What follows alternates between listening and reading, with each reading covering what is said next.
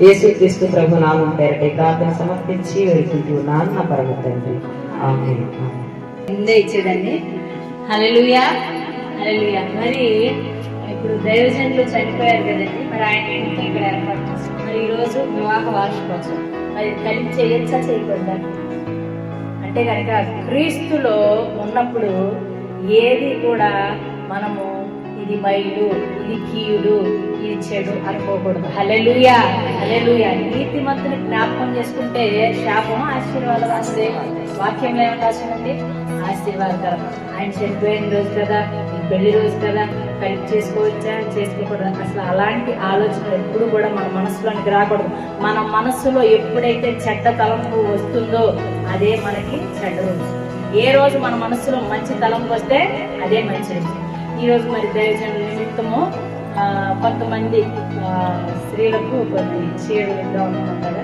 అయితే నేను ఇప్పుడు సుకన్య గారు చేర్చారనుకోండి, ఒక 1000 రూపాయలు పెట్టి ఆమె ఏం చేస్తుంది, 2000 పెట్టమని నాకు కొన్ని తెలిసిన వాళ్ళకి దేవుడు సహాయం చేయలేదు, తెలియని వాళ్ళకి ఇమ్మంటాడు. ఎందుకంటే వాళ్ళు మనకు తిరిగి సహాయం చేయరు కాబట్టి. ఆ వాక్యాన్ని నేను ఎక్కువ నమ్ముతాను. హల్లెలూయా. అందుకనే బ్రదర్ తీసుకురమ్మని వెనక సహోదరులు ఉన్నారు, వస్తే తల్లిగారి చేత కొన్ని వస్తున్నాను. ఆవు తెలుస్తుంది.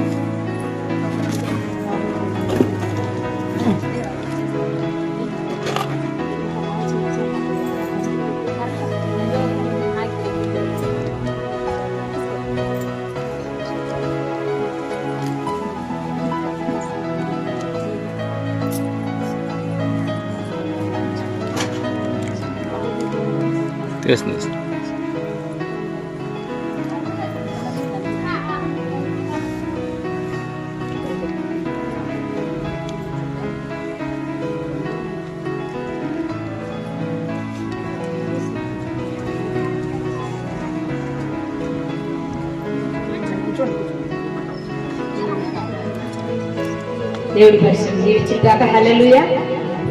ప్రార్థన ఆశీర్వాదం తీసుకున్నాం.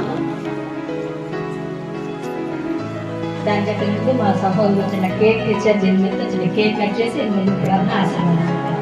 హల్లెలూయా, హల్లెలూయా.